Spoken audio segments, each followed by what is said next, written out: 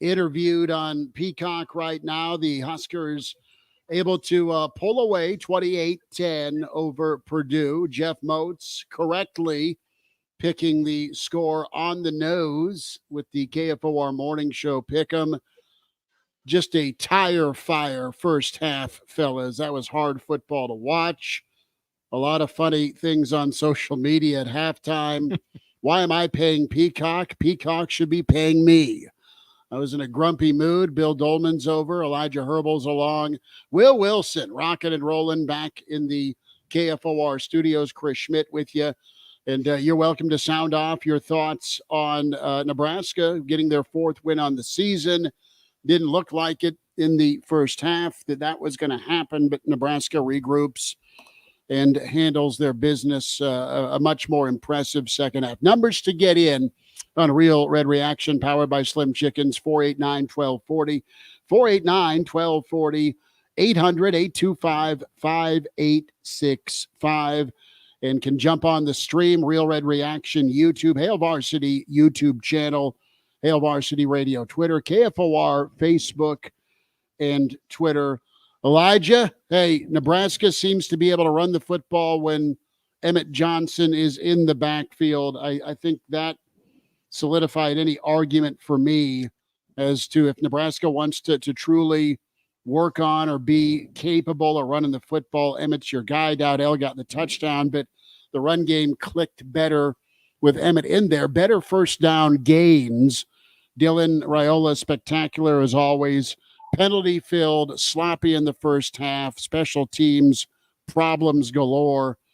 As Ed Foley out there working with the long snapper at halftime. I kid you not. Mitch Sherman put that picture out on social media. Uneven performance.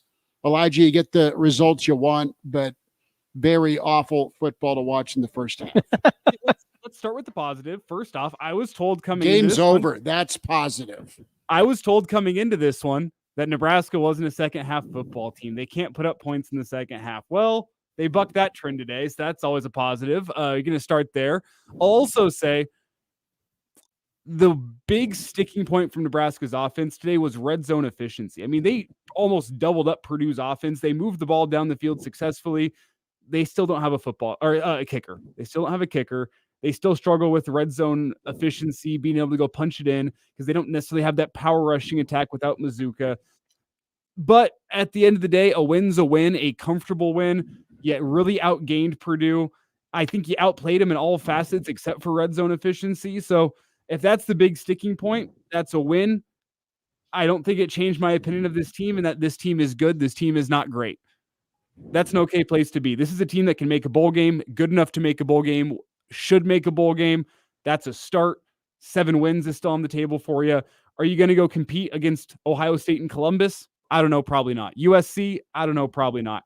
Does the prospect of Rutgers coming to town next week really scare me? Yes, it does. But we'll leave that for next week. Today's a win. Nebraska gets it done. They clean up some things. I think they got better today. Mozi, what do you say? Well, first off, you mentioned the Peacock thing, and I'm going to get on my soapbox here a little bit, and I don't like to call out fellow broadcasters. I'm not going to call them out in particular, but the fact that the sound mixing quality where the crowd mics were hotter and not the play-by-play team was really one that bothered me to no end for most of the game. And, that took me to Twitter to say something. Hopefully the word got to them. Probably not. Maybe they heard from other people complaining. With that said, the first half was like something out of years past to me. It didn't look like there was any motivation for Nebraska on offense. Number one, I think they were, a little sluggish. The defense, I thought they did a pretty good job the entire game, primarily. There's no doubt that the special teams needs work. That's something that's going to have to be worked on quite a bit, especially when you get deeper into conference play with teams like Ohio State and next week when you got Rutgers coming up. But I thought, the second half, once Nebraska got the ball going, especially on the ground, the passing game I thought was going to be a concern today, simply because of what I thought the weather forecast was going to be with the remnants of Hurricane Helene moving maybe over that part of Indiana. But in all honesty, Considering how the weather got better, I thought the passing game looked way better. Obviously, the passing yards 249, the rushing yards at 164. That speaks volumes to how things were in the second half for Nebraska. Much better efficiency, much better intensity in executing the football. When you look at how Nebraska moved the ball downfield, and again, the penalties were a problem for both teams, especially for Purdue. But I thought the second half, no question, this is the same Nebraska team that a lot of us have been used to seeing play this year. Not sure why, again, the first half was such a problem other than sluggishness, or maybe it was a motivational thing, not sure. But I thought, in essence, today, as Elijah put it, a win is a win. And you have to look at it that way. I mean, you're not going to expect this Nebraska team right now to go out every single time and expect a blowout victory. You just can't. I mean, you're in year 2 of Matt Rhule. You got a freshman quarterback that's a phenom that has put out some pretty good numbers and played really well. But I think at this point, at this juncture, you have to take this as a win, and you got to move on. Now you got to get ready for a Rutgers team who's undefeated, and they are a very scary football team, considering, they got a win over Washington last night. But I really think that next Saturday's game, this could be a true test for Nebraska to see how they're going to be going in toward Indiana in 3 weeks and Ohio State in 4 weeks, to see where they're going to be at, maybe moving forward throughout conference play. I would forfeit the Ohio State game right now and save a trip for everybody. Bill Dolman here. Mark Cranack pops in. JP from 96 Kicks is here. Will Wilson checks in. We got a $7 going? That's we crazy. do. Elijah's reconfiguring the Slim Chickens, 84th and Old Shady, 14th in Pine Lake. Can eat your feelings positively this weekend. We'll go to Bill. Look at that. We'll hear from JP, Cranack, Will. Bill, what did you see today? You heard me swearing a lot. Well, first of all, thank you, Elijah, for moving me out of the Alice of the Brady Bunch Square or the Paul Lynde Square from Hollywood Squares, because I was feeling a little uncomfortable there. Anyway, it's nice to be in the Schmitty Studios and to take in a game from his perspective. And we did put those little kid ties around the utensil drawers. We did lock up the firearms, big Second Amendment guy, but we were responsible with that. All the flammables I've hidden. So yeah, after the first half, there was some agitation for your beloved host here, but I shared it. I mean, it was the first 30 minutes were just terrible all around. The broadcast was bad.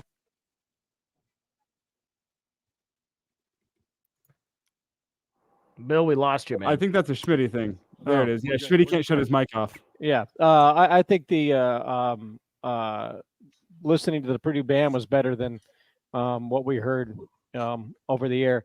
Look, that was that. They're going to come back and say a win is a win, and that's what you got to do in the Big Ten. And to their credit, they did it. It was ugly football. I'm not going to say it's all on Nebraska has kickers that have issues because the snaps are bad, and that throws everything off when you've got Nebraska the last couple of years has had very good long snappers. They don't have that this year, so that throws all the timing off on the kicking game. So that's problematic. I thought Emmett Johnson played the way I think Emmett Johnson's played the last 2 years. I think he's been their best running back, and I've been mystified as to why they've not just said you're the guy. I know they want Dowdell to be the guy and that he runs hard and that he's physical. I know Ramir Johnson gives them a different look and a lot of more of perhaps a finesse game out of the backfield with the ability to catch passes. But I've harped on this over and over and over that Nebraska needs a back that's going to get them 8 to 15 yards to pick up a first down or set up a second down and short that you can throw the football and not have a running game that gets you 3 yards on first down and it's second down and 7 all the time. And Emmett Johnson may not be the fastest guy, but I think his instincts when he gets to the line are the best of anybody in that room. And I think because of that, he deserves to get you those 8 to 15 yards. And if he busts one for 25, great. But that's your threat back right now in the backfield to break some tackles and get extra. But Nebraska did a nice job in the second half, especially after Purdue opened up the half with that long drive. I'm thinking, oh, geez, they're going to get the points on the board, and it's going to, really take Nebraska out of any potential rhythm in the second half. But they came back. They certainly utilized the pass interference play calls that Marcus Satterfield has in his playbook. Nebraska had 8 first downs on penalties today. 8 first downs on penalties, and many of them were just throw the ball out there like they do in the NFL, pick on a defensive back like he's a gazelle on the Serengeti, and you get the 15-yard penalty and move the chains. That was Nebraska's most effective play. Throw the ball to a receiver, get contact, and go and march down 15 yards. So good on them for winning. It was not pretty. Rutgers is going to come to town next week, a very well-coached team, 4-0 on the season. That's going to be Nebraska's biggest challenge of the year to get a win in Lincoln. And let it be known, there's not an easy win in the Big Ten. I don't care what Notre Dame did to Purdue. I don't care what Purdue did last week. There's not an easy win. Just as proof right now, Michigan has allowed 21 points against Minnesota in the fourth quarter. Minnesota is down by 3. It's 3rd and forever for Michigan, and they're probably going to have to punt it back to Minnesota with a chance to tie or take the lead. So that just kind of underscores there's no easy weeks in the Big Ten. Nebraska made it look a lot harder than it should be, though, in the first half with some of the special teams played, the red zone efficiency.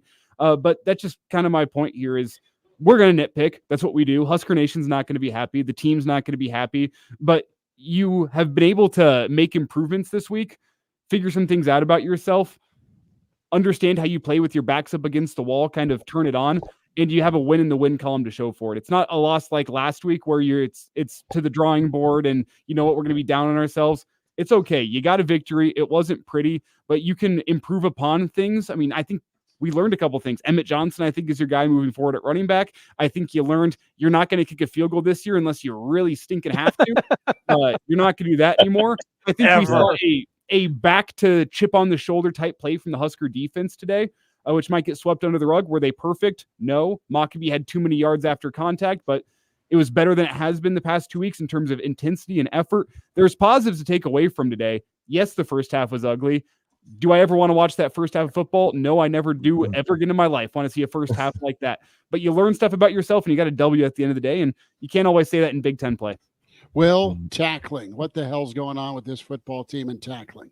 Yeah, especially in the first half. That was tough. And, but I think about this defense, though. I'm not exactly terribly mad about how they played. I mean, they held them stopped 3 the points. Run pretty well. I mean, they 1.6 yards in average. Yeah. You know what I mean? Yeah. I gave up 50 on the ground. I'm really not too mad about that.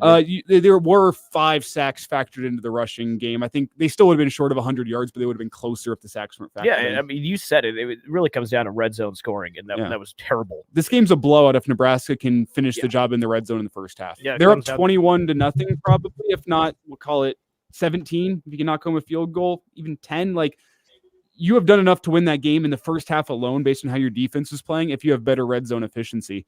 It was gross to watch, but I think you can look at it as a positive and say, hey, Nebraska's offense throughout the game moved the ball well. In the red zone, they struggled, but if you're able to improve the red zone efficiency, which is easier said than done, you probably win that football game today 42-3. Oh, yeah. We'll get to JP and then Kranak a first thought. JP, what do you say? Well, the fact that we were able to get them 165 yards in penalties, and they only had 50 yards in rushing, that alone says something about not only what Purdue is doing, but also that we need, I don't know, is there an open application for applying to become a Big Ten official? I would be more than willing to apply and get paid to make terrible calls throughout an entire game. That's an easy get. But the fact that our defense is overshadowed by the amount of penalties that we had, the defense was a hell of a lot better. But you can always expect a Purdue game to be just a gross game. It doesn't matter if it's here or there. It's always going to be just kind of a weird, odd type of game that you just have to get through. And if you can do it, you've done it. Get a W in your column and then move on from that. Kranak, did you go wander in traffic after the first half? I wanted to take a fork and just jam it into my midsection just over and over. That's just for relief. I thought that could have been good. Listen, that was a tough watch in the first half, obviously. Nebraska's got to clean up a couple things. So empty possessions. I mean, you look at last week, there's 21 points easily wiped off the board because Ramir runs out of bounds, because Nayor's not fighting for the ball, which is a little bit of a trend, by the way. If you notice that with Nayor, doesn't necessarily fight for the ball. If we're going to be nitpicky, good receiver, doesn't fight for the ball. And then there was the other one, the miss to Lindenmeyer. So that's 21 points last week. That, probably 75% of the time that's 7, right?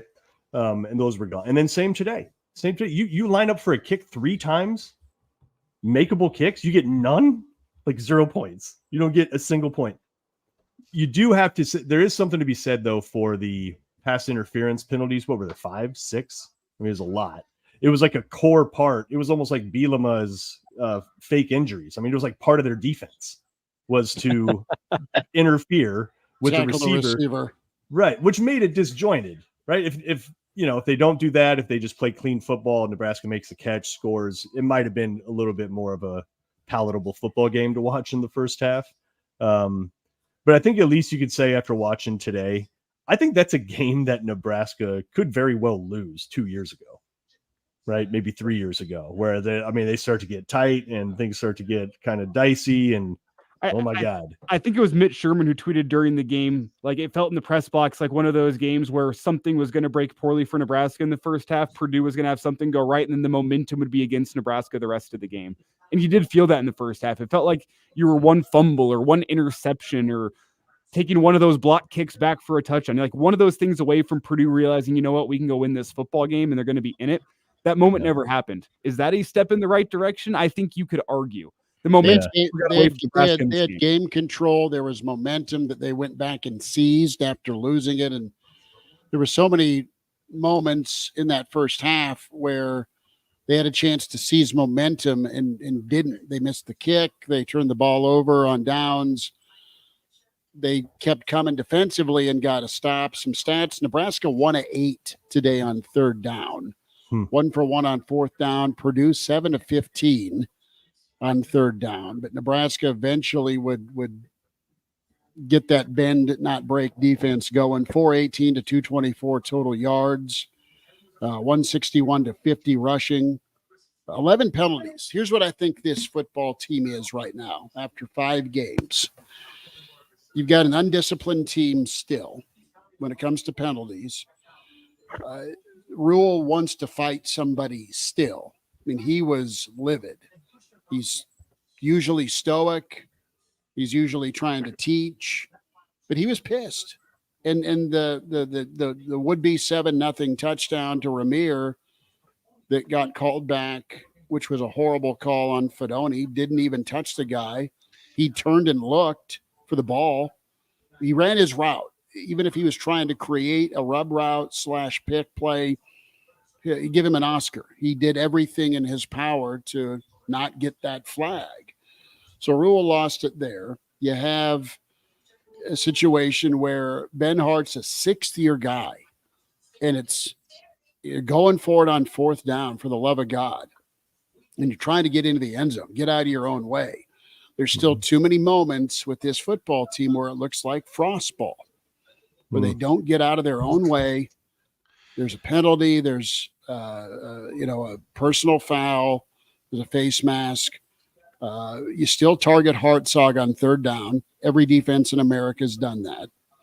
And then you have some of your leaders, says a 5'9" asthmatic who's not lifted a weight or tackled anybody for a lot of years.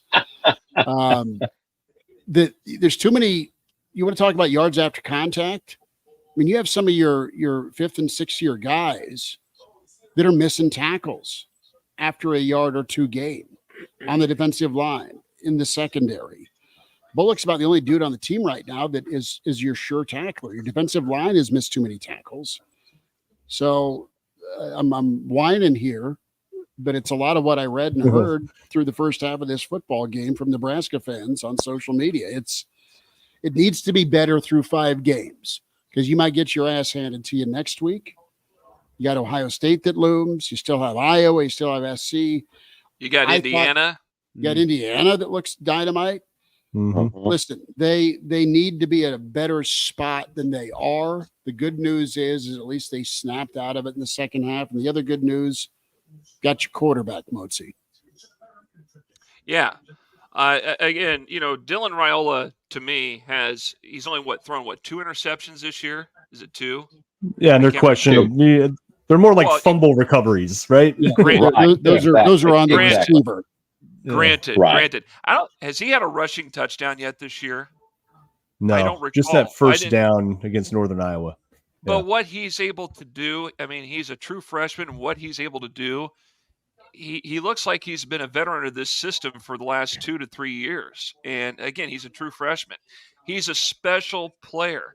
And for Nebraska to get him, especially when they flipped him from going to Georgia and coming to Nebraska, and I mean, the sky's the limit for this kid and what he can do under this system. And I know there's a lot of people out there that say, I'm still seeing the same crap all over again.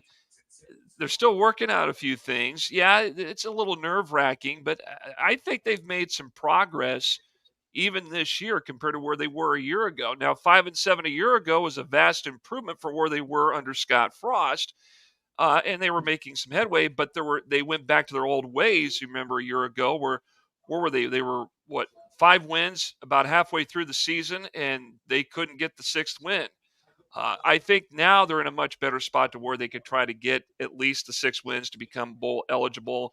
I still think your goal is 7, maybe 8 wins right now to really make things solidify even more and to make that turnaround and get better from there. We'll hear from Matt Rhule, and he was asked about the unsportsmanlike penalty he received throwing his headset, and he was pissed about the hold on Banks. The Banks holding call, which wasn't a hold. It wasn't a hold, and then it was after the fact that they dropped the flag. It looked like a hold. Yeah, he was inside. He was clutching. He said, "No, I'm going to fight for Nebraska." For lack of a better. Someone here's got to fight for Nebraska. I'm going to fight for Nebraska.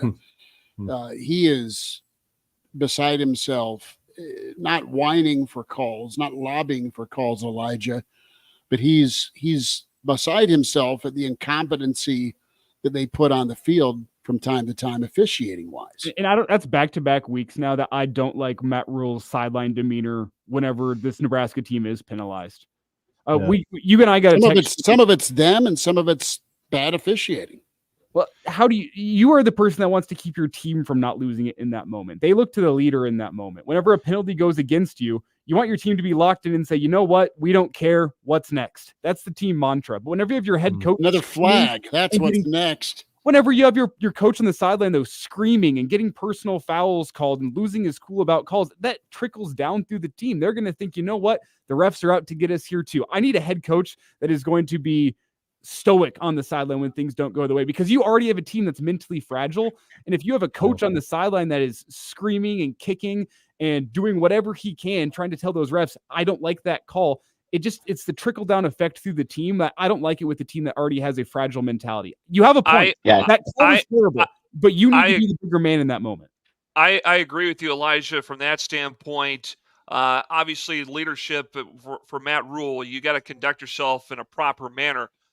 I will go back to that offensive pass interference call against Thomas Fedoni, and even looking at the replay, and I think Matt Rhule had a legitimate complaint and reasoning why he wanted to have that thing reviewed. I mean, it was blatantly obvious on some of the angles.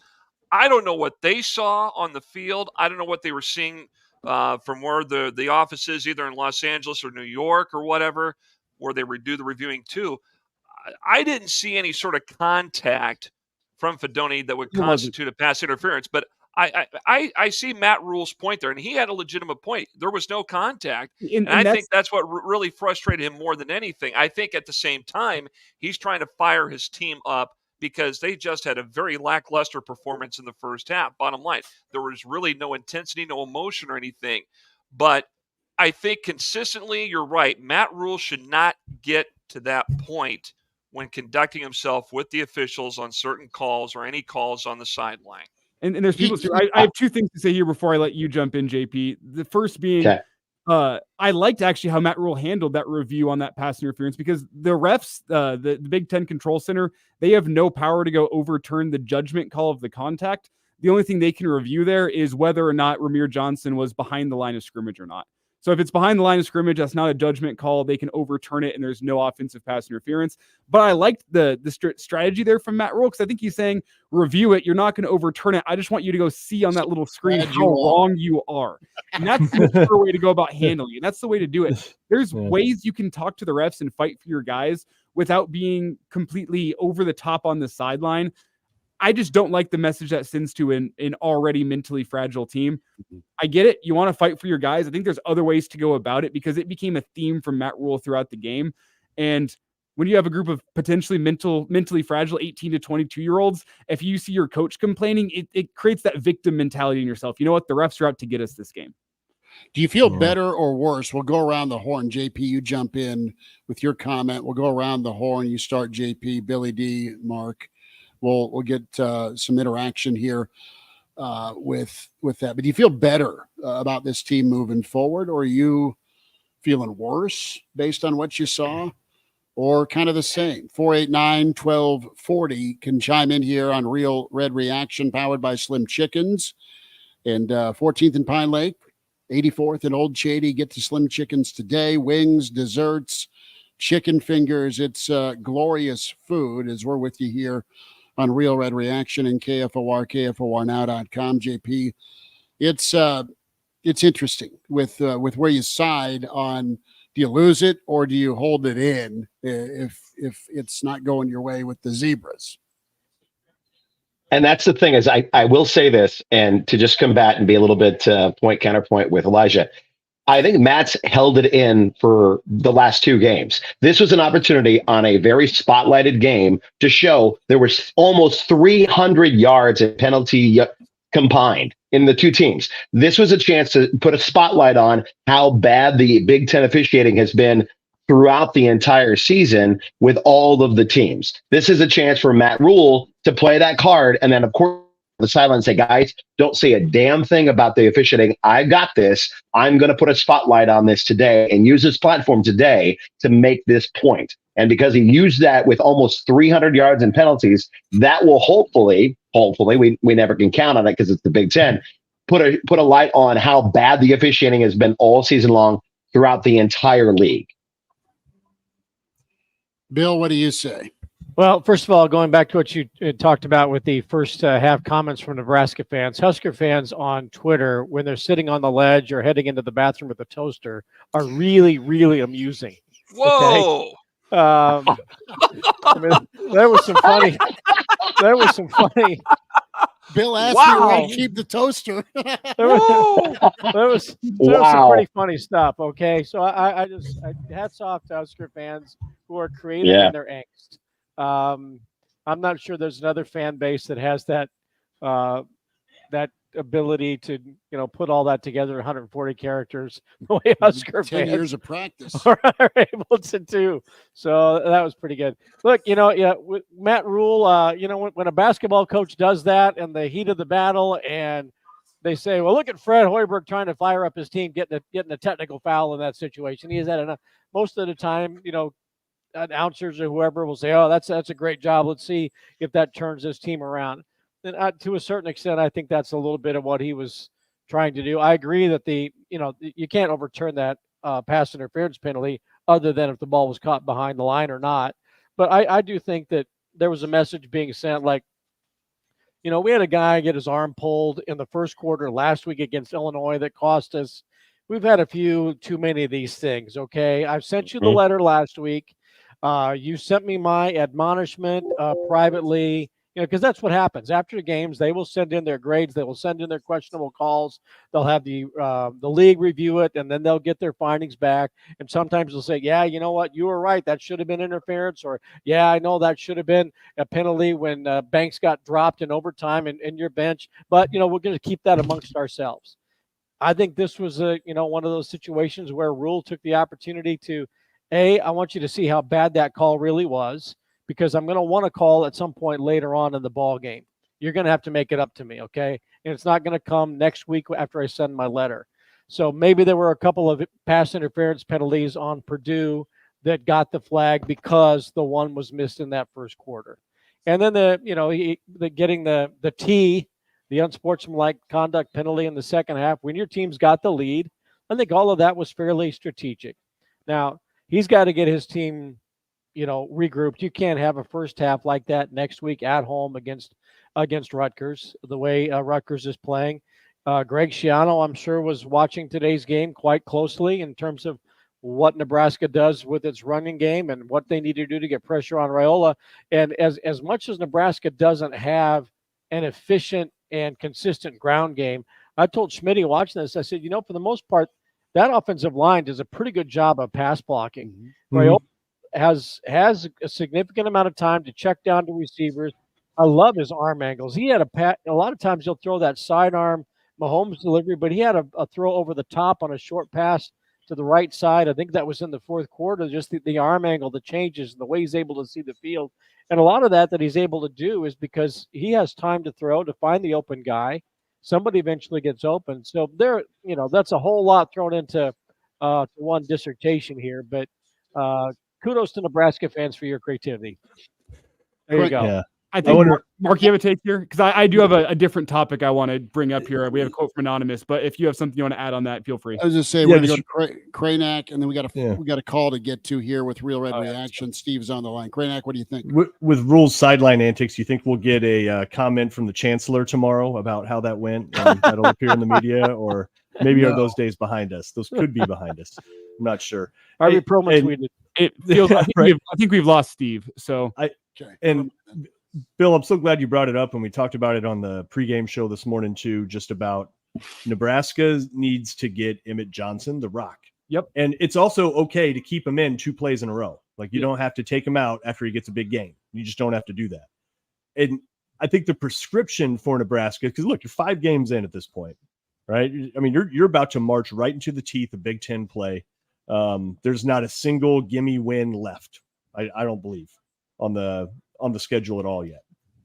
There's probably 5 toss-ups and 2 probably nots. The prescription for Nebraska, I think, is going to be, I think you got to shorten the bench a little bit. I think you got to look for some continuity. Nebraska had 5-6 guys line up at tailback today, if you include Harburg and Carter Nelson, right? Gabe Irvin got his first carry out of nowhere. Dowdell got some snaps. Ramir Johnson. It's too many. Carries, yeah. It's too many.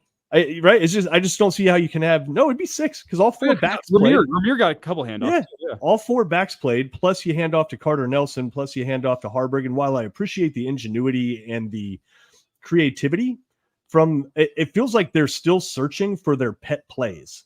Like what are the things that are just that you just hang your hat on and is just kind of a hallmark of Nebraska besides Raiola throwing another damn dime? Because that dude can throw. I mean, he is your continuity, but I think there's too many moving parts, and I think that's why you're seeing your procedural penalties. I think that's why you're seeing it's just there's not a lot of continuity on offense right now, and I think that's something you could do by maybe shortening the bench a little bit. One of the things that I think has changed with Nebraska finding a bread and butter offensively is the loss of Mazuka, which I can say I don't think we're going to see him back this season.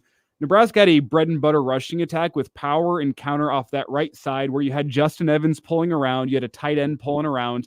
You had Mazuka and Ben Hart down blocking and really creating a lot of movement. I think that was your bread and butter in the rushing attack, and I haven't quite seen that since. I think you're going to have to adjust with that. But what your bread and butter is right now, I think, is Dylan Rhule go out there and make some plays for you. That's what your bread and butter is offensively. Probably. Emmett Johnson showed me a lot today in terms of being the guy moving forward. His ability to go pick up 5-6 yards on first down changed a lot. But, are you going to be able to do that behind an offensive line that doesn't have Mazuka moving forward? That's a big concern for me because Mazuka, I felt, was an all Big Ten type of guy. You're down 3 starters or close to it starters in the offensive line right now. That's tough. That's tough. And we should acknowledge that for a team that already probably wasn't going to be great running it, but it feels like they should be a little better. And you can hopefully do that by giving Emmett the ball a little more often. Dowdell still has a place in the offense. So does Ramir. Gabe, maybe.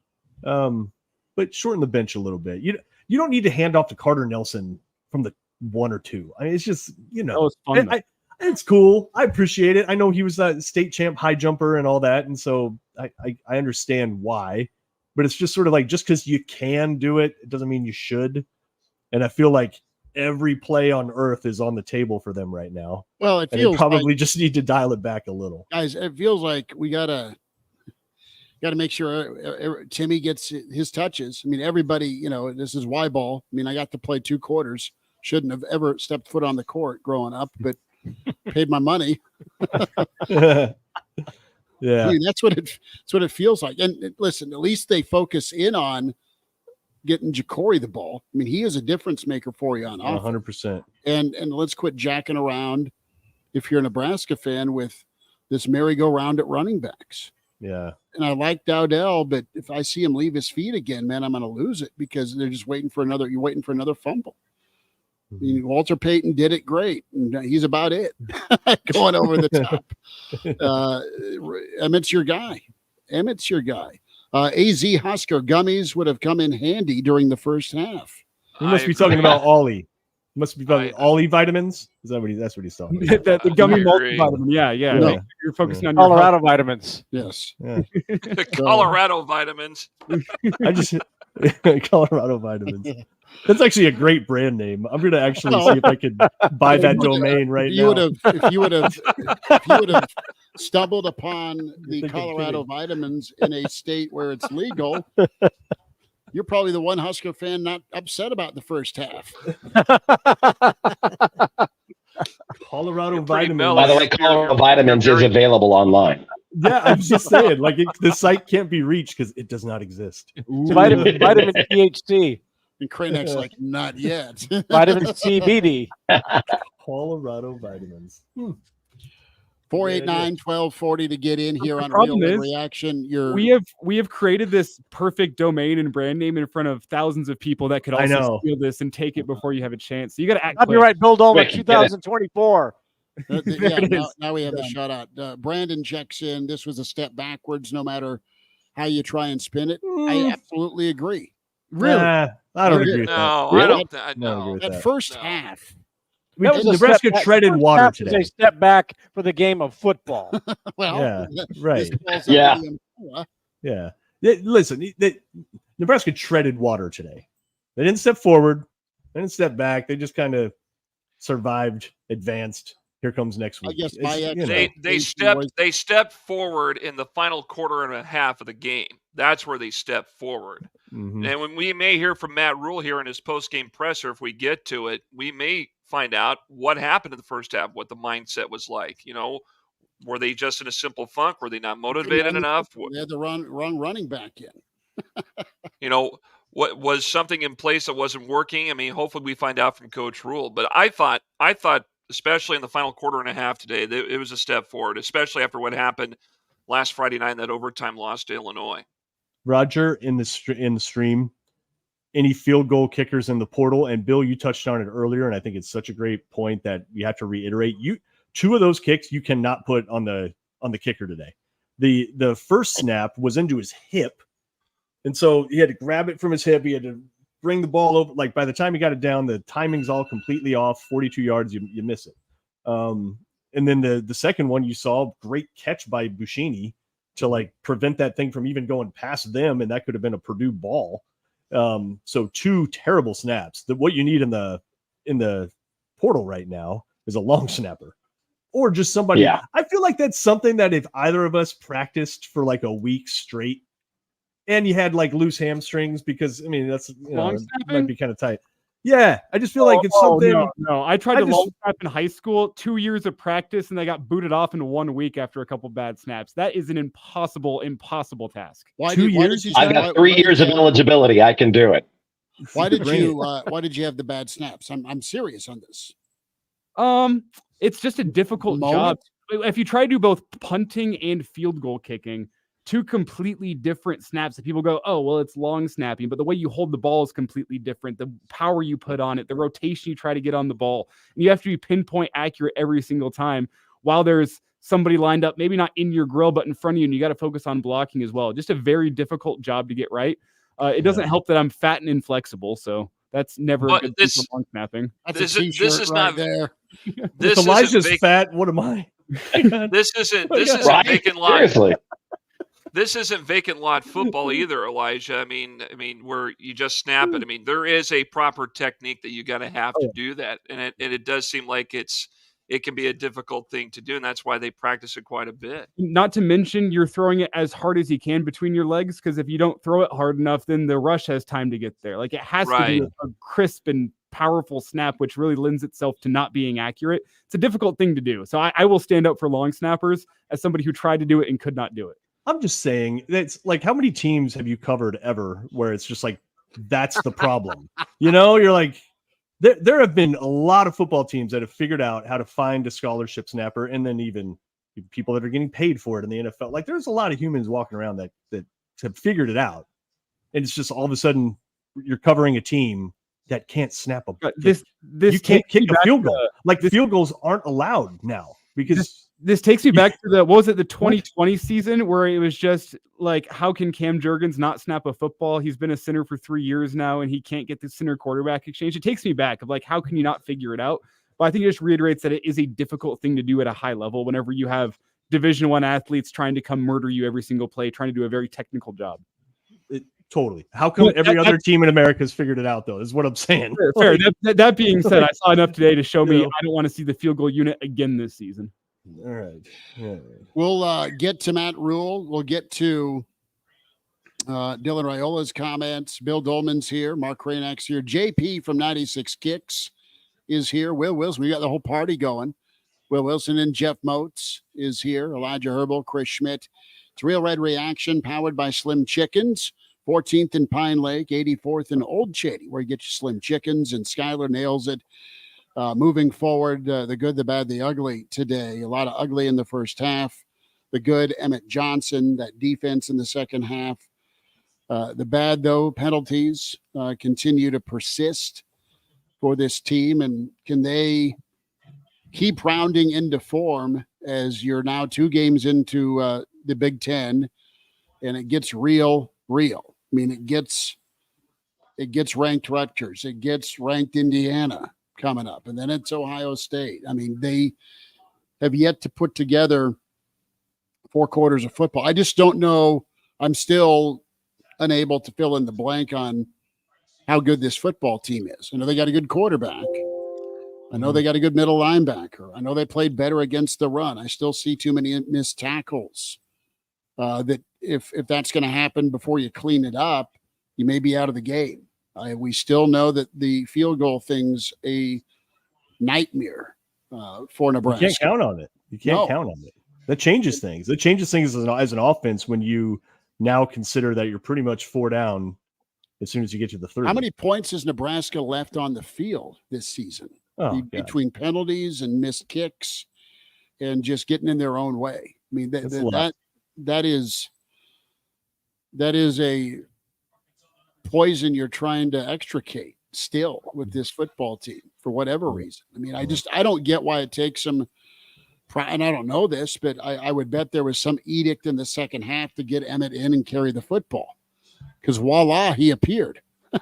So yeah. Will, you've been awfully quiet over there. Are you more positive, more optimistic, or pessimistic? Will's like, when can we wrap this bad boy up? Will's been looking forward to Matt Rhule audio. He's been over there. They get half off at the tavern.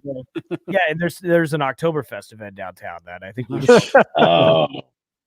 but I don't know. It's an interesting question. That first half, no, you're not happy about really anything that happened in that half, other than the O-line gave Raiola, I thought, a decent amount of time to throw.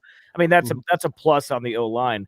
But really, Schmitty, I see why you're perplexed and don't really think it's a step forward. But in the second half, you found a way to win. Mark, I like what you said, that this was a game we'd lose 2 years ago. I mean, reality, hey, 2 more wins built full game. Did you guys think two more wins until we're in Vegas sipping pina coladas at the Vegas Bowl? There you go. Did you guys think they were going to botch this? So I was following the win probability on ESPN.com throughout the game, and I was screenshotting it just in case, because as you were live betting, it dipped to, I think when Purdue was up 3-0, it was 52% at that point. Like it was a pick'em game at that point, according to all the math and analytics and whatever. And then gradually that started to go up. And it's kind of funny. It's kind of like looking at Nebraska fans' emotional curve at the same time as you were looking at the win probability. It's like, that's pretty accurate. Yeah, that's about where everybody is right now. So yeah, I mean, how can you be feeling good after 3 kicks that, I mean, 2 of them are blocked, 2 of them are snapped horribly. The other one is just a shank. You're just like, what can you count on? You got to be able to count on something. And so, yeah, it was a concern. So, but it was a Paula Abdul game, right? It's 2 steps forward, 2 steps back. You're at the same place. You're at the same place you just were, right? Hello, 1989 called. Speaking of 89, and how come you all kicking, knew it? How come you all knew it? Because we grew up in that era. Speaking of 1989 and kicking, I'm going to pose this to Bill Dolman. Do you think Greg Barrios or Chris Drennan have got eligibility left to come back and kick for Nebraska? You've been keeping that Greg Barrios in your back. That's going old school. I think for Kevin Seibel, most of those kicks are makeable. Kevin Seibel, there you go. Give me Dale Klein. Billy Todd, give me Dale Klein. Rich Sanger is nailing those bad boys. Dean Sukup. We got a comment. Great kickers of Husker history today on Real Red Reaction. Scott chimes in. I disagree with most. I love this win, how they won it, and how they dug deep to overcome a ho-hum first half. Well, to me, it's like fine detail, Shmi, not to cut you off here, but how different does this game feel if you can knock home a couple of field goals and your third down efficiency is closer to 50%? How different does this game feel? How different is the final score? I mean, you went out there and rushed 5 yards per attempt, 32 attempts, 161 yards. Combine that with 244 yards in the air, 9.4 yards per attempt. You win the time of possession barely. I know you have 11 penalties for 94 yards, but that's nowhere close to Purdue's 13 for 165. You have 25 total first downs compared to Purdue's 12. You look at the stats, you dominated this football game. Where you just left room for improvement is getting points in the red zone and picking up third downs. If you can do those 2 things, this game is not close. This is a blowout. Mark Kranak is known for doing radio with me and Saturdays for damn near 20 years. Yeah. And the one I worked with Mark. Mark and I worked in a previous radio live together. Yes, sir. We held it down, Joe. Let's take a time out. Will, what are we looking at commercial-wise? Because we've gone 47-minute filibuster here. Yeah, we'll take a break. I got Rhule audio ready to go. I got Raiola audio. I got to go eat my feelings. I appreciate y'all. I don't. I've never gotten a question from Jeff on this. I do tend to go. Kranak is on his way to Slim Chickens. That's right. Exactly.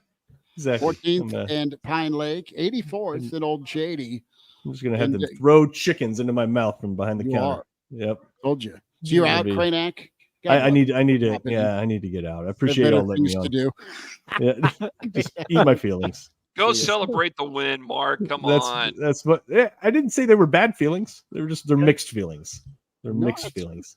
Great way to put it. Great way to put it. We'll take a time out. We'll be back with more Real Red Reaction. 489-1240 or 800-825-5865 can dial up. JP is here. Bill Dolman here. Jeff Moats, Elijah Herbal, Mark Kranak, Will Wilson, Chris Schmidt.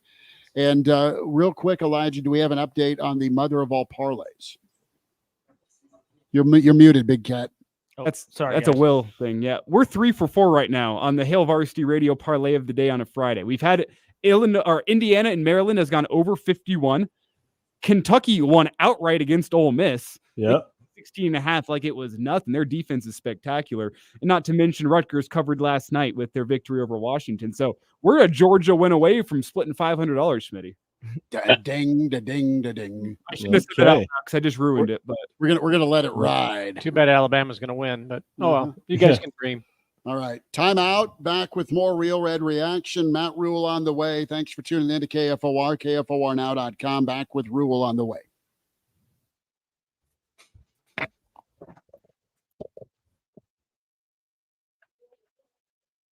Was looking tired. The sparkle was gone. I wanted to update it, but I didn't want to spend a fortune and turn my home into a construction site, so I needed some guidance. My friend told me to go to Handyman. You've got your very own Handyman to help remodel your home. I couldn't believe all the mirrors, lights, and accessories they had on display in their showroom. Man, was it handy being able to walk through the showroom with the help of the handyman staff. Make your bathroom the best reflection of you. Contrary to popular belief, it doesn't always take a wrecking ball to update your ugly bathroom. Replace your bathroom light bar, mirror, faucet, and towel bars without breaking the bank or the walls. Come in and see what's trending at Handyman.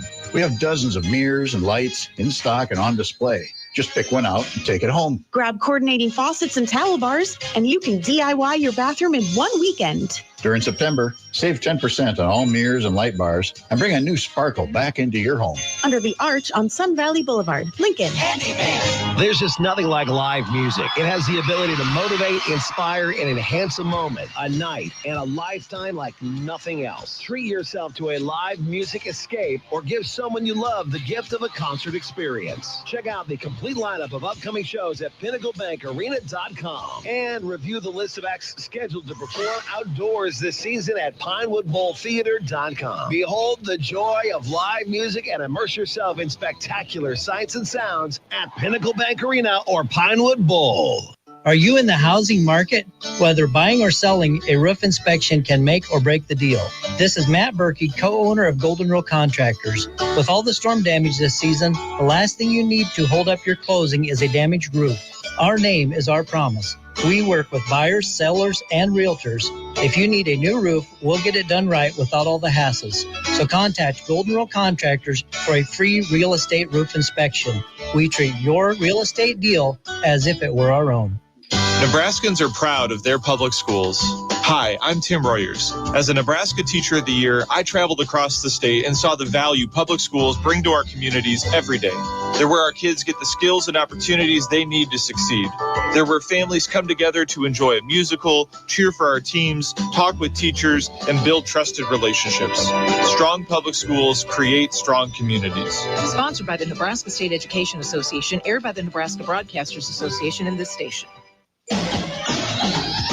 You decide to buy new flooring, you want it installed right away. Hi, Steve Carper from O Street Carpet. With our huge in-stock supply of carpet, tile, and vinyl, wood, and laminate flooring. You buy today and we'll install it right away. While other stores don't deliver that kind of service, we do.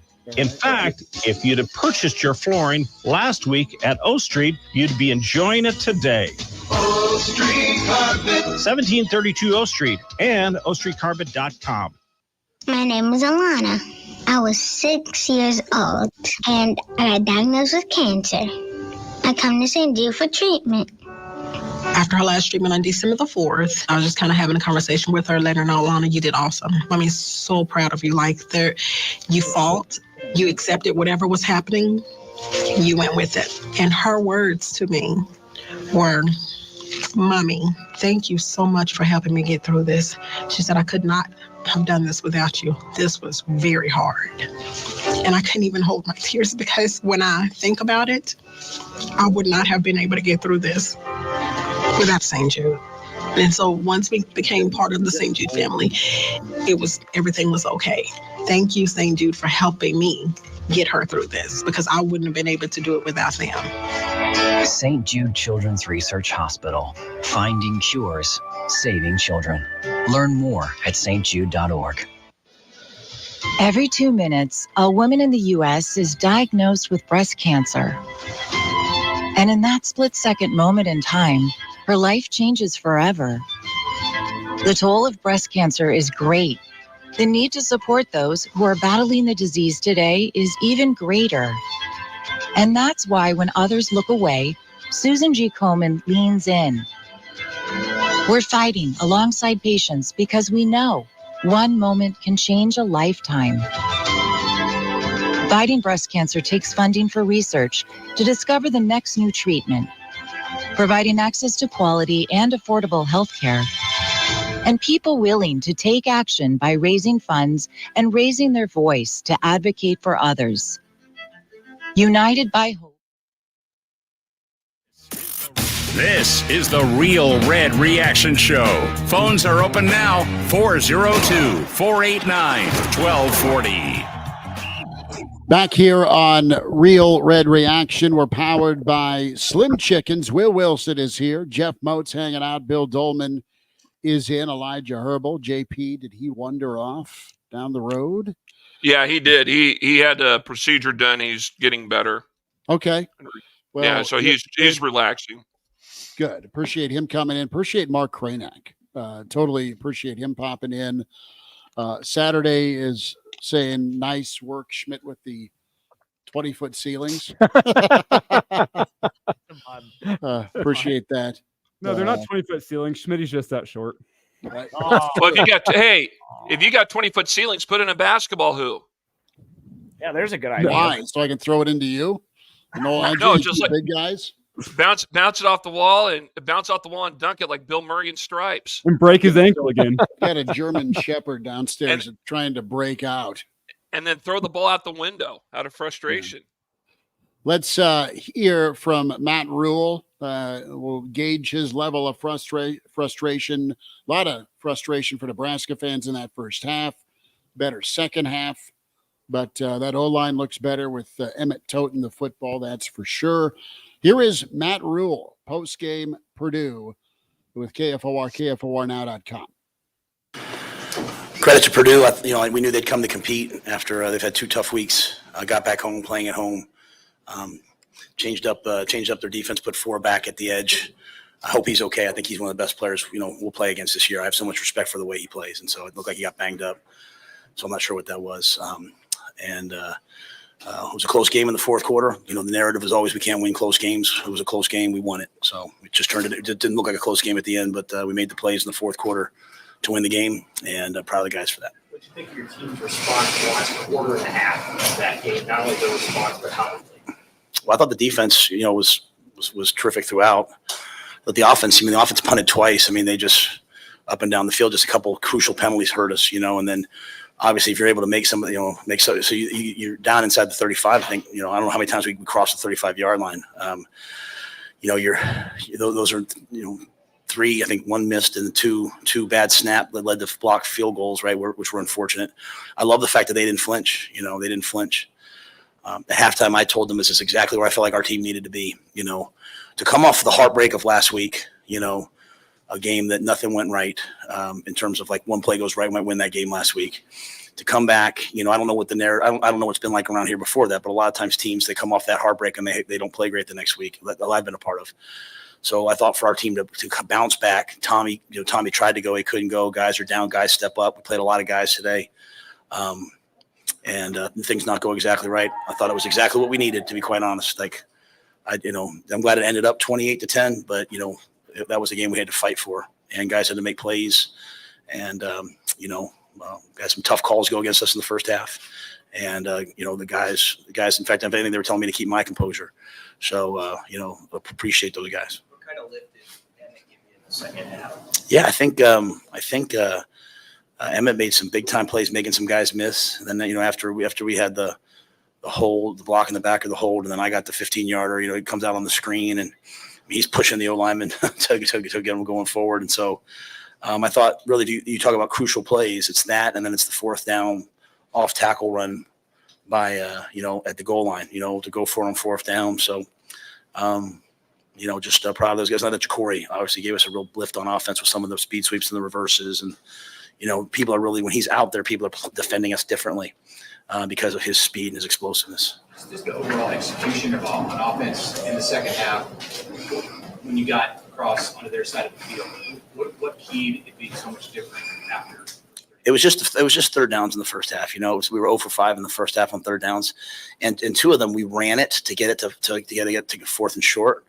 Because we were planning on going for it. The one we went to 4th and short, and we false started. Okay, the second one I can't remember what happened. We didn't get it right, so we just said, hey, you know what? Let's throw it for 2 downs. Let's give Dylan 2 chances. Moving forward, and again, if it's 9-0 at the half, you're kind of disappointed in your red zone offense, but it's not quite. That was what it was. And so we just made the shift at halftime. Like, all right, we're going to go for it. And I thought the play were in the red zone where Dylan found Jamal. He showed patience. He knew what was there and made a play.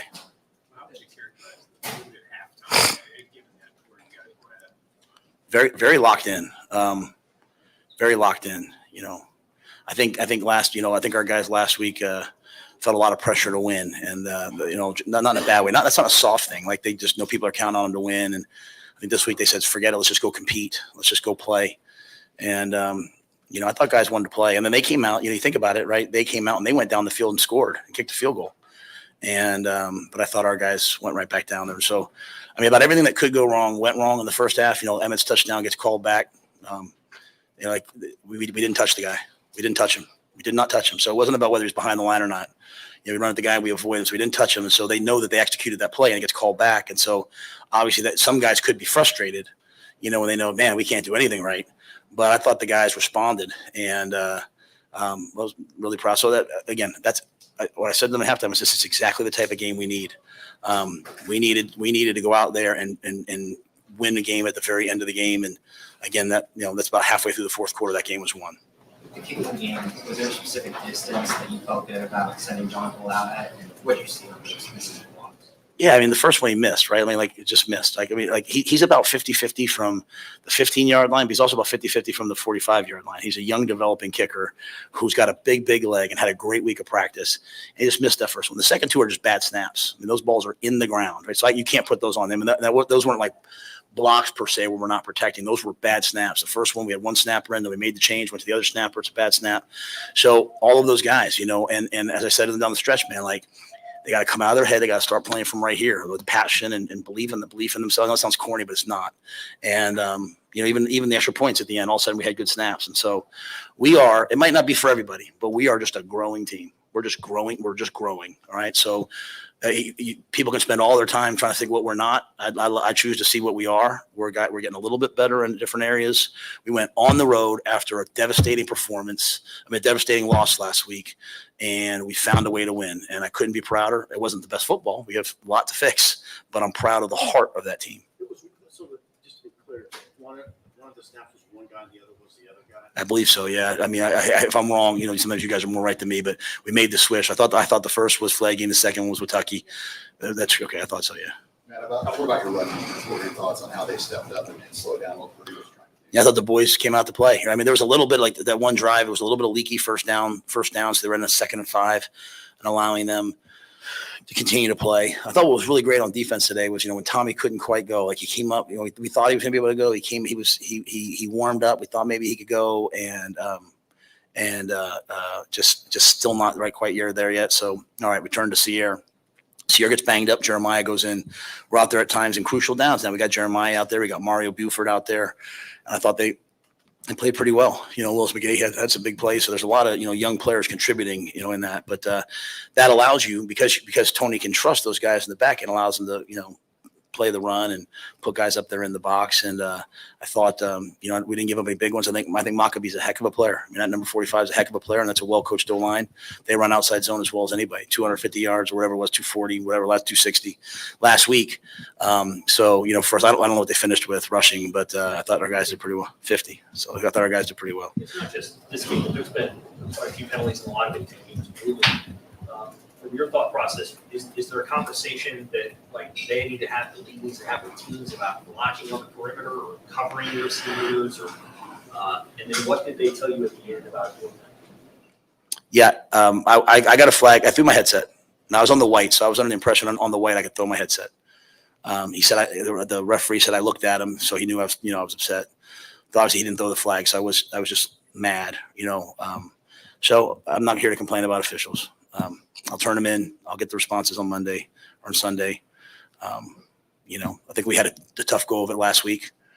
And, here's what I know. Someone's going to have to start to fight for Nebraska. All right. So I'm here to fight for Nebraska. And so Troy does, our AD will fight for Nebraska in that way. But, I wanted the fellows to see me out there fighting for them today. And I think that's my 3rd penalty ever. So, I got one in the NFL because I was in the white and the guy ran me over. I think I got one when we got a blindside block at Oklahoma State. There's not been many, right? So I don't speak disrespectfully to the officials, all that, but I did throw my headset. And but I thought I was okay because I was in the white. With that being said, it's a penalty. He called it a penalty, and Emmett went ahead and made me right. So I felt bad. I don't want to affect the game in that regard. But, penalties are penalties. I just, we're not an undisciplined team. We're doing things right. We're doing high level things, and we're getting, when I get caught, I'm going to stand up for it. But again, that's a hard job. I'm not here to. That's a hard job. I can't imagine how hard that is, and I respect the men who do it. So.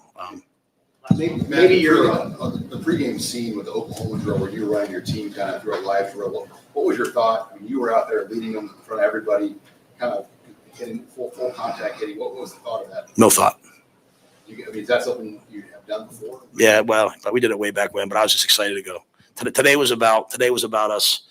Today was about us coming out to compete, and I wanted to see the guys come out and fly around and compete. So I just called a couple guys out, and they were ready for it. One of those guys was last year trade. He's the guy that was looking blocker on that fourth down. I don't know if you've seen that play, but what he basically took out their two best defenders. Yeah, did he really? That's awesome. And we ran that play in the middle of the week, and he hit Marquise Buford. Marquise made the tackle, good on good, and we showed it in front of the whole team. So that makes me so happy if that's true, because Barrett's one of those kids. I mean, I wish I could expound, but when I expound, sometimes it turns into all these other narratives. So I'll just say this: he's one of those guys who, there's this, as they grow, they go from trying to do everything right to trying to kick someone's tail in the right way.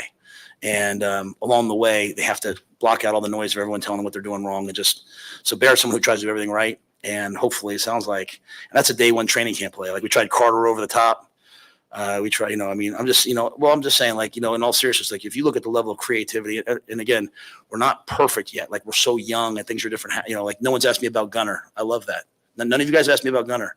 We went with our third string left tackle on the road against Purdue and played with a third string left tackle. I'm fired up for him because I didn't notice him. And I'm not saying that in a negative way towards you guys. I'm waiting. I didn't notice him. I just kind of was out there. I never said hey, Sag, chip him. So I'm proud of the young guys, right?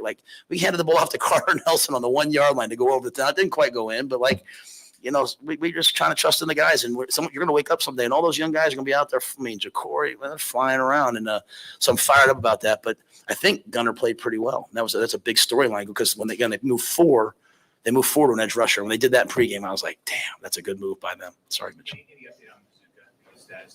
No, it's not by him today. I'll talk to him on Monday. Yeah, I mean, he's not off the team, but he's not here today. All right, thanks, guys. Rhule, his post game with Purdue. It's Real Red Reaction on KFOR, KFORnow.com. Can find us also on the Hail Varsity YouTube channel. Real Red Reaction, YouTube, KFOR, Facebook, and Twitter. And then Hail Varsity Radio, Twitter at HVarsity Radio. Elijah Herbal, Jeff Moats, Will Wilson, Bill Dolman, Chris Schmidt. Elijah, I know you got family obligations. Final thought or two from you, bud, before you bounce out.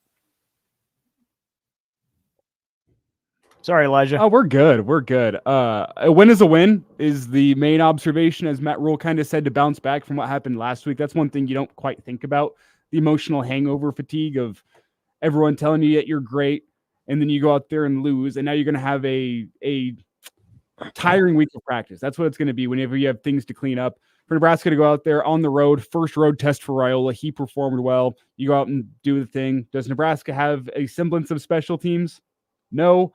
You know it for a fact now moving forward. You can game plan for it. You can expect it. Schmidt is dying laughing about something.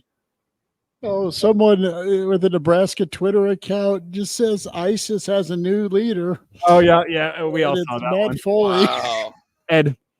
Oh, I said Matt Foley. Forgive me. Yeah, Ed Foley, dare I say, welcome to the hot seat. I don't mean that. The special teams are really, really bad. That's the big complaint that I have today. Everything else, I think Nebraska showed some heart. They came back. They performed. The rushing attack didn't look great early. They found something. Nebraska overcame red zone struggles. Nebraska overcame penalties. They overcame a lot today. The one thing that didn't show any ability to overcome was the special teams. Is that going to get cleaned up this year? My take is no, probably not, but at least you know now. You know what you have on special teams, and it's bad. You can try to game plan around that. Will that cost Nebraska this year? Yes, I'm sure. Good thing Nebraska's expectation this year is not a college football playoff. Nebraska's expectation is 7 or 8 wins, and what I saw today is good enough to get you to 7 or 8. Are there going to be painful ones down the stretch this season? Yes, I'm sure. Are there going to be moments where the special teams bites you? Yes, I'm sure. Nebraska is not a perfect team. They don't need to be a perfect team this year. I think they have the pieces that they need to get to 7-5 or 8-4. That's what today showed me. A win's a win. You're one step closer to 7 or 8, and that's a major step up for where Nebraska's been. Elijah, be good, brother. Thank you much. There's Elijah Herbal. We'll be back with him Monday. Tomorrow morning. Well, that's true. Tomorrow morning with the Average Joe Sports Show live pod. Yeah, I'll get that link 10:30. made so people can be ready for it tomorrow. I'm 10:30. actually out. Yep, 10:30. All right, there he goes. Will Wilson's with us. Chris Schmidt, Bill Dolman, Jeff Moats. We'll probably, what are we thinking, 4 o'clock? 4 o'clock. All right, Moats is Because I got to eat it down. He's going to grab the gavel. I'm going to road trip. I got a road trip to Omaha, so I got to 4, 8, be out here 9, by 12, 4. 4 to get in. There's so many of you still on the stream. We appreciate that. Also on the YouTube channel. Guys, and Matt Rhule, the way he put it was pretty good, with it being another tight situation. You're playing really rough football, and for him to frame it like he did and kind of approach it as a teacher, and I know that's what he prides himself on, as being a teacher and educator. Yes, a coach, but that probably connected with those guys. They just kind of went back to work, to their credit, and found a way, Bill, to fix the second half. I mean, you could have named your score today. If Nebraska was on their game, that's a 65-7, 10 type beatdown that Notre Dame. I think that's what's curious to Nebraska fans. At what point do they put it all together, where defense, offense, run game, pass game, kicking game, dare I say, is all on point? Because it better be a week from today. Well, I had 65-5 as my prediction. I think I would have been dead on with that had there not been that penalty on the opening fourth down try. I like what he has to say about the way his team regroups in the second half, and he's right about that. We should be appreciative of the win. I'm especially heartened by what Nebraska did in response to Purdue's first points, because they went down on the field, and I was counting like Count Chocula here in the Schmitty's house, going, this is a 5-minute drive to open up the second half. This is a 6-minute drive to second half. 7-minute drive, 8-minute drive. Now, it didn't result in a touchdown, like Northern Iowa, but they took control early of the second half, and Nebraska allowed the field goal, and then it goes right back and then scores right away. And I think that was really, really important, that they did not allow Purdue's, because Purdue did what it looked like. They just took that Northern Iowa game plan, that 10-minute drive, and said, this is what we can do against this defense. And they applied it to start the second half. I'm thinking Nebraska's got to get a 3-and-out here, get the ball, not give it more than 4 minutes time of possession, get it back and get the first points on the board. That didn't happen. But they did respond with a scoring drive, and they did respond with a little bit more pressure defensively. Once they got the lead, the pressure that Nebraska's put on Purdue, and again, look, it's relative. It's Purdue. It wasn't Illinois. It's not Rutgers next week. Purdue's having a down year, and there's already talk that they may make a change with Walters, right, and not give him a chance to build his program. But for Nebraska to answer back after giving up that long drive to start the second half, and then really control everything from there on out, as bad as the first 30 minutes were, leaving that thought and taste in our mouth going into the second half. I think if you look at this in the second half on its own, forgetting the first half, you say, you know what, they played pretty well on the road, and they got the win. It's just that first half was such an atrocious affront, not just to Nebraska, but to the game of football and most of our sensibilities, that it's hard to appreciate what Nebraska did on the road to win the game in the manner in which they did. I mean, you have more appreciation, don't you? And Mozi, you're a movie buff. I mean, what Bill just said, the visual representation of this was Billy Madison, where Billy goes into detail about the pokey little puppy, the missing dog, and the moderator's like, what you have done here has made us all stupid. May God have mercy on your soul. That's what it felt like watching that first half. Where Simple no could have done, but thank you. Yeah, right. That's what You know, this first half was, man. there was just no flow. I mean, Purdue and even them, they had no flow whatsoever on offense. Nebraska struggled. I mean, the defense, I mean, they did some good things, and then they had some questionable things that, where they could have made stops and they didn't. But, Purdue going up 3-0, and then it's like the light switch turned on, and Nebraska's offense came back and played well. You heard Matt Rhule say, and I'm paraphrasing him, they're a growing team. And I think when you hear the head coach say that they're a growing team, yes, I think that's accurate. I think he's right. They are a growing team. I think there's a lot to be thankful. If you're a Nebraska fan, I think you need to be thankful that right now you're 4-1. The Colorado game, even though Nebraska didn't score a touchdown in the second half of that game, they still held on and won. I mean, granted that's a win against Colorado, but it could have been a lot worse. I mean, the record could be a different situation right now. And I think what he said about this team growing is pretty accurate. I think that's something that everybody has to kind of sit back and take a look and say, yeah, he brings up a good point. This is a growing football team. You got a lot of weapons, you got a lot of talent. You're trying to get that all coming together and gel to where you're going into big matchups and playing great. And Mark Cranack brought up a good point earlier in our show, is that do we need to kind of shorten up, who's out there? We're not trying to get everybody in. I know we saw Heinrich Harburg a few times today. You can still utilize Heinrich in a few plays or a few spots when necessary. I'm not saying cut him out totally, but the running back room, how many running backs does Nebraska use in a game? 3-4 different types of running backs? Is that something that you want to rely on? That kind of gums up everything, because you want to look at what your guys have been doing in that position. I think Emmett Johnson today is a prime example of a guy that can run the ball.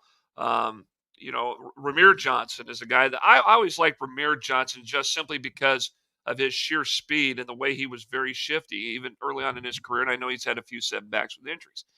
But again, this is a growing football team. I like what he said there, and I think that's something that people need to keep in mind. Now, you got Rutgers coming in next Saturday. It's homecoming. It's a big game. You're going to have people in town. It's Hall of Fame weekend.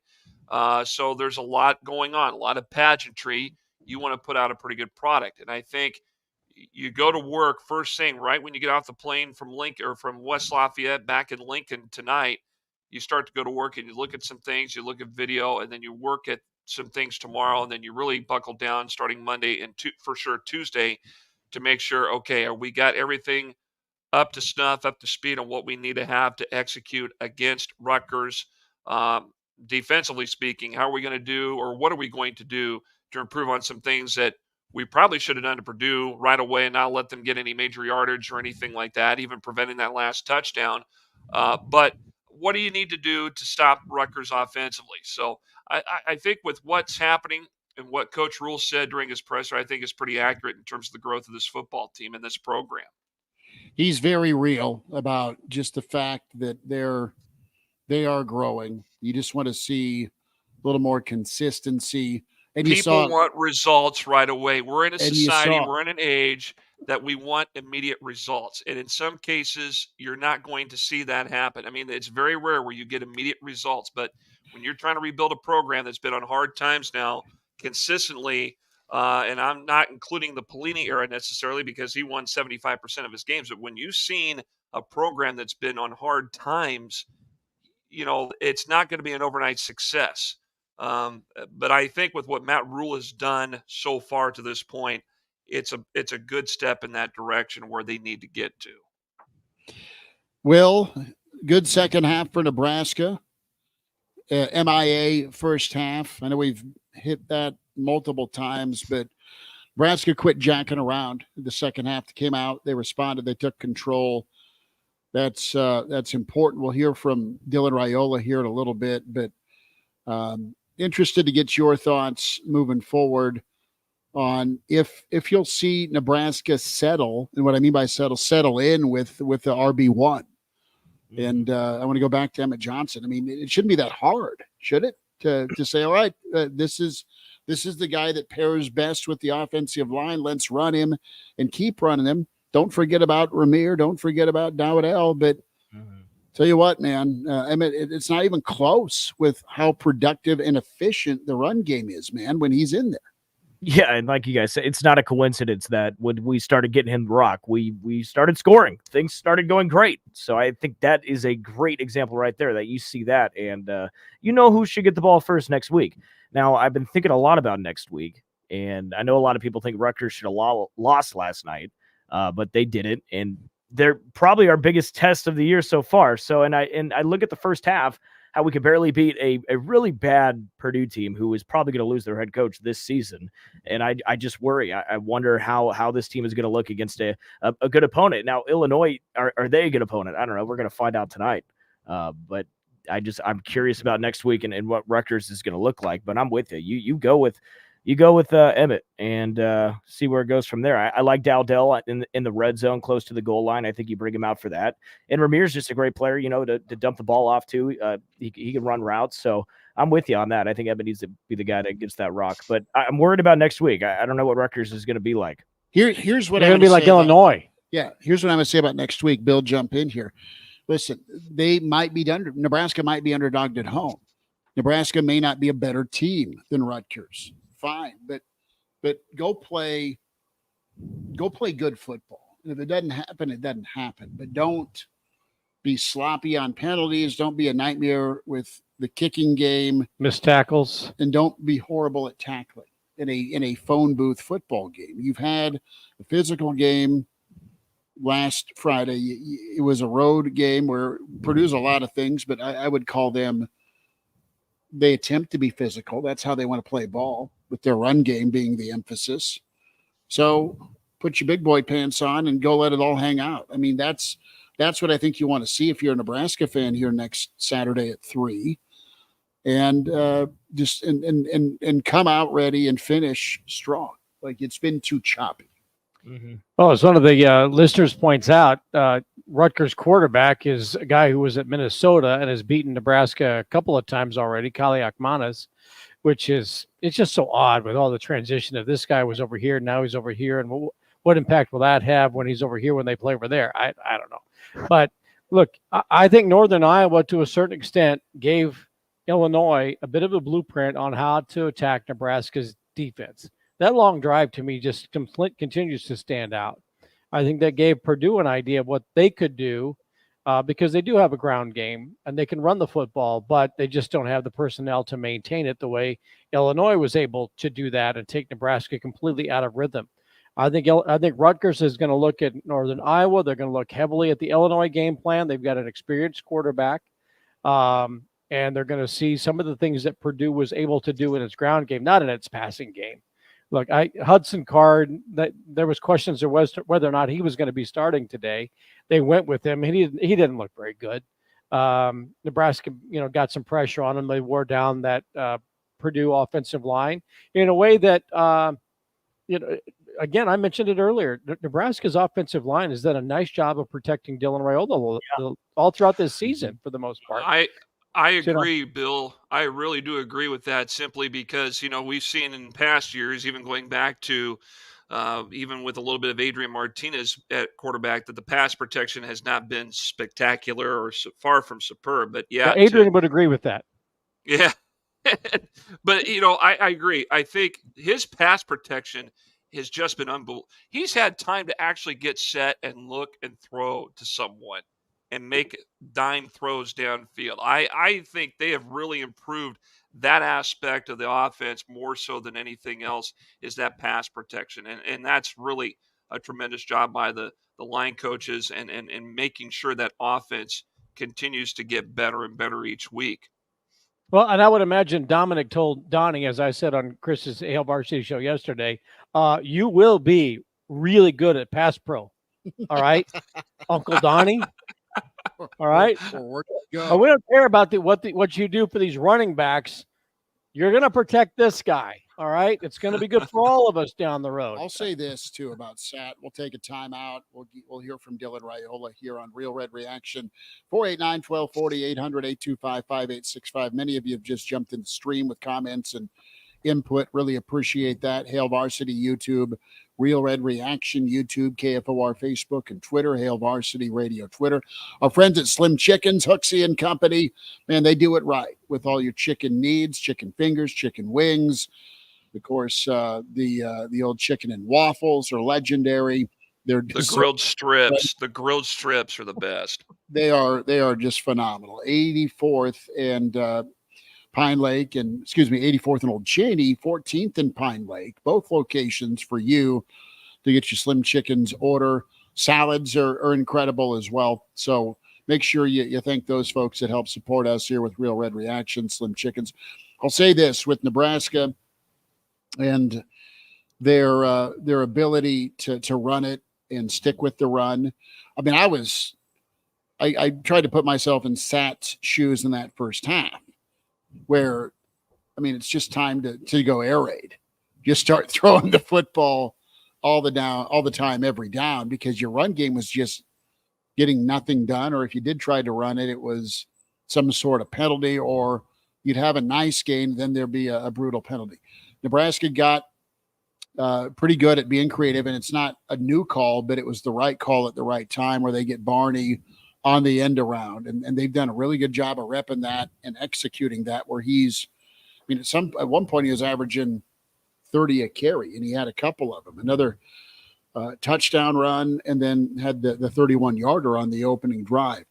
But I like that Sat went back to the run game, settled in on the run game, and then Nebraska turned to Emmett to run it in the second half, and that stabilized them in the ground game. So when it looked like, all right, you're not able to run the football against the worst rush defense in the country, at least Nebraska didn't oblige and just stop doing it. They kept at it. That was easier to say than to do, quite frankly, in my little mind, because I had seen enough as we went into the second quarter. We're out on the patio. Dolman's telling me to put the brick down. Don't throw it. It's not the TV's fault. And listen, I don't put on my big red glasses that often, but you're sitting here, you're watching, you're like, how the hell is this happening? Moving on to the second half, you felt better, and they got it together, which is to their credit. We'll take a timeout, quick timeout. Will, how are we doing spot-wise, Big Cat? Yeah, we'll just have to take a break here, and when we come back, we'll have about 6 minutes. Okay, can we squeeze Dylan in on that or not? Yeah, we can. Okay. Timeout. Dylan Raiola coming up. It's Real Red Reaction on KFOR. We're powered by Slim Chickens.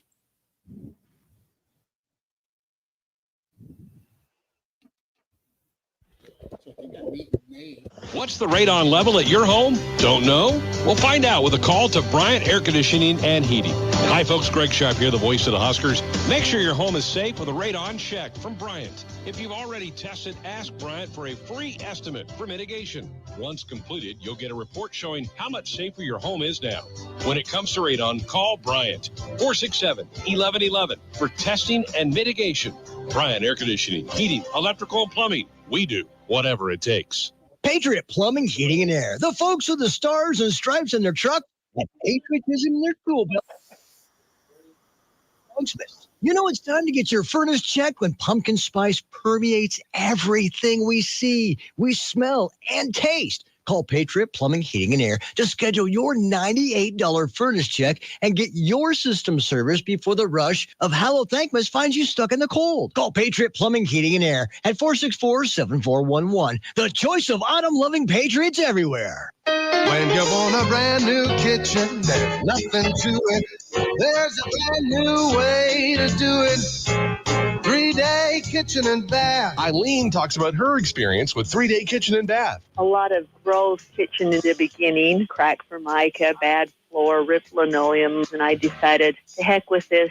I want it done. And I found an ad from 3 Day Kitchen and Bath. I called him. Dave brought all of his stuff. We talked about what I wanted. I chose the materials. It was very easy. He came in. He did what he said. They did it in the time frame that they said, at the cost that they said. His crew was delightful. We came home. Everything had been cleaned up. I would say people are silly not to do 3 Day Kitchen and Bath. I just love it. It's just like I moved into a new home. It's about time. 3 days or less at 3 Day Kitchen and Bath. For all your remodeling needs, call Good Guy Construction at 435-3355.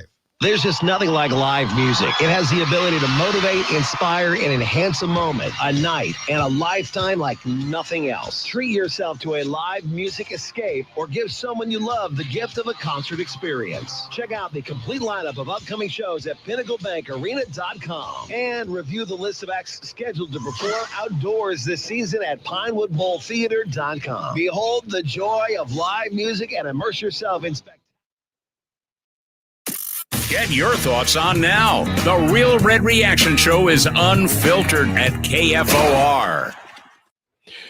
Back with you here on Real Red Reaction. Chris Schmidt, Will Wilson, Jeff Moats, Bill Dolman. Big thanks to Elijah Herbal, JP from 96 Kicks, Mark Kranak.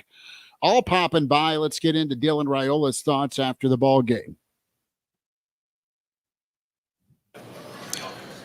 Yeah, I mean, happens in practice. You know, we have one of the best defenses in the country, and sometimes practice doesn't go our way, and we just stay the course and we keep grinding, and we know that eventually, one's gonna pop, and it's really just our motto. It just takes one play, and I couldn't tell you what one play got us going, but once we got it going, we couldn't be stopped. What's that play called? The first touchdown pass you threw the ball. Coach Rhule said you kind of knew it was going to be open. Can you walk through that particular play? What was on it? Yeah, well, I mean, he's always open, but play clock was actually going down. I was supposed to go on a double cadence and actually switched it and went on a silent count because it got pretty loud in there and just didn't want any penalties. So we actually just didn't do the second cadence and brought him in and Jamal just he ran his route and I found him and he made a play. What did Corey and Emmett in the second half kind of give you? They gave us a spark. I mean, kind of the spark that we needed, and they do that all the time. So we weren't shocked or surprised when it happened, but they got us going, and I mean, Jacory's a young guy, doesn't know anything but having fun. So that's all you saw out there, and Emmett has a lot of fun too. So I mean, it was just a lot of fun. Dylan, you speak on the protection you got today. It looked like the line gave you plenty of time to make your reads and get some of those balls out. Yeah, O-line protected great. I think they work so hard during the week and watch so much tape that when they get in the game, it's nothing to them, and they've seen every look possible. So I always feel safe behind that O-line, and we were able to push the ball down the field because of the time. So Dylan, we'll talk a little bit about the resilience that you guys have to bounce back. What was this week like for you, and how confident were you that you would bounce back? Yeah, this week was just all about us and then getting back to who we were.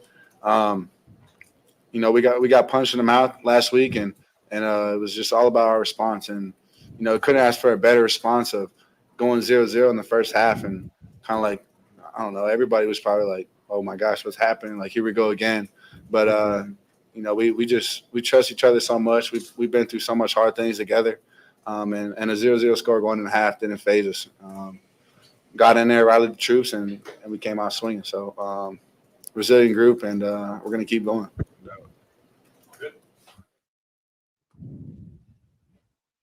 That was Dylan Raiola. Some final thoughts here as we'll wind it down, get you into the rest of your Saturday. USC is getting slapped by Wisconsin.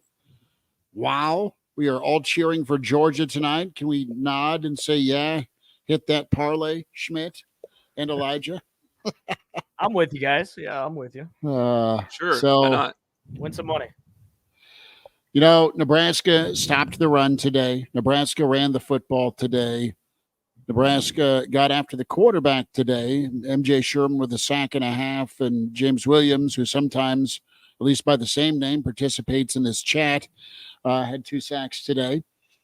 And you know what? Good on Nebraska for getting that road win. And you heard it from Dylan, Bill, as they were unfazed. And Rhule said the team needed a game like this. It was a close ball game, and they got it figured out. You know, it's amazing that I think we've completely just forgotten that Dylan Raiola is a true freshman. Not even 20 yet. He's everything that he was advertised to be in terms of a player. You know, he sounds young at times in his press conferences, and I can't wait to see his growth in that area too. But he does not play like one. The only time I've seen him really play like a freshman was late in that Illinois game, but then I think everybody kind of played off their game at the end of that, and that wasn't on him at all. But I think, and I think somebody even wrote it as I was saying this, better appreciate the guy at quarterback. It really is remarkable watching him play. And I remember when Tommy Frazier came to town, and it took 6 weeks for Tom to put him in there. And Tommy was pretty special too. And you kind of forgot that he was a precocious freshman out there. He was a precocious leader, but Dylan's a special guy. And to see the way he leads that team, the way he's able to deliver the football, Nebraska's got something. Regardless of how pretty the win was, how ugly the first half was, all of that, I just come away with, and we're able to appreciate somebody that's really deserves to be one of the most talked about players in all of college football right now. Motzi, quick thought. You know, Bill, I agree. He is a special football player. You know, he's 19. He's a month older than my son, hard to believe that he's already 19. And seeing that kid out there playing football, looking like he's a seasoned veteran at this level of football and what he can do, and only being a true freshman is amazing.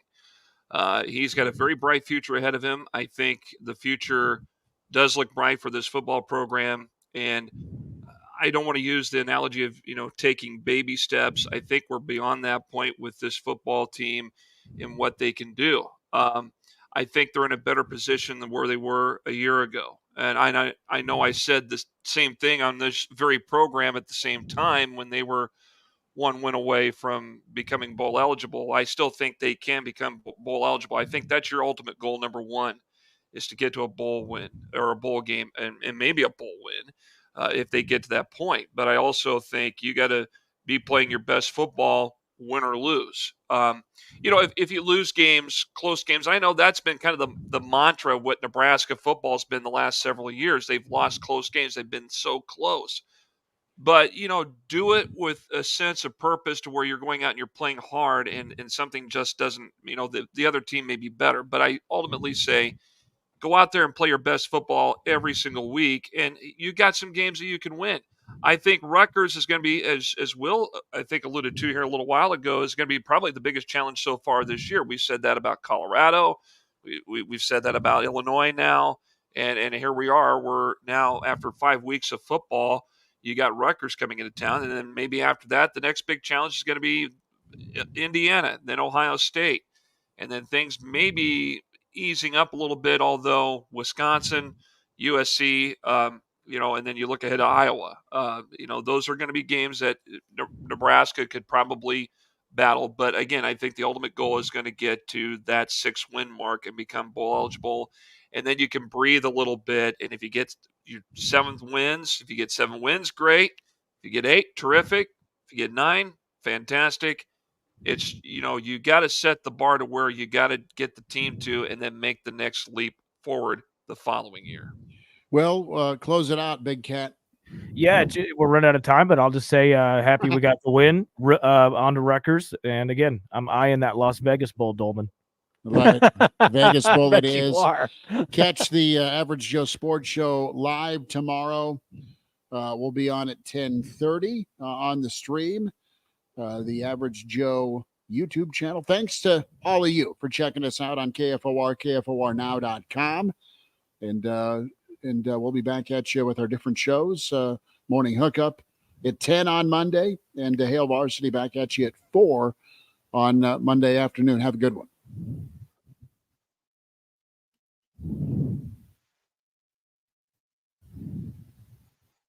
You all right?